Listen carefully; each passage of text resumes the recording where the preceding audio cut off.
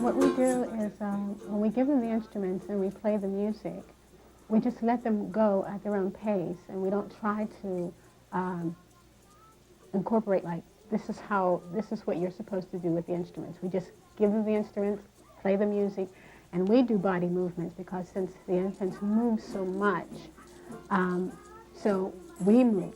If we move, then they begin to bounce or and some of them just stand there or just sit there, you know, and just look.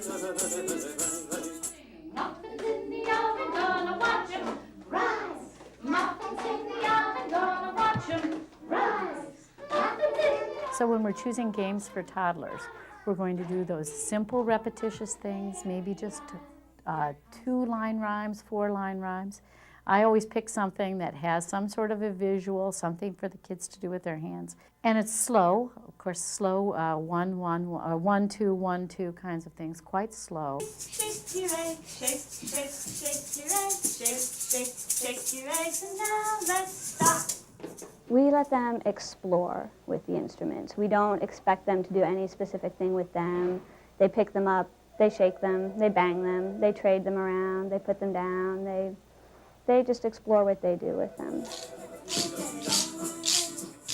We try to pick instruments that are very durable, instruments that can take a beating because our children bang them on the floor, they shake them as hard as they can.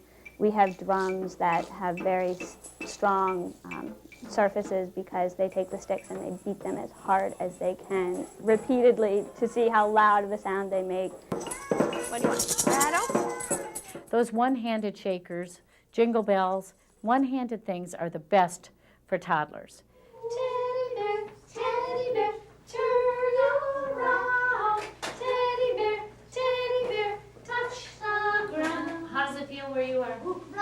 Oh, it's real rough. When we choose the games, the movement games for the toddlers and early 3s, we're going to do something that doesn't require any contact between the children. They're not going to hold hands. They're not going to relate to one another at all. They're going to be doing absolutely parallel play. Teddy bear, tie your shoes. Goodbye, goodbye. A circle is a very difficult thing for young children, and a moving circle is almost impossible. So there are lots of just great parallel play things. The teddy bear turnaround thing that we did today was that's just perfect because each child is engaged, they're wonderfully playing, but they don't have to touch one another. Good night. Good night, I love you. I love you. Good night. If you want to do Ring Around the Rosie, for example, if you really love that game and you think it's the best, then all you need to do is think about that as how it could be played as a parallel play game. It could be ring around the rosy, a pocket full of posies. Or you could have individual children twirling around.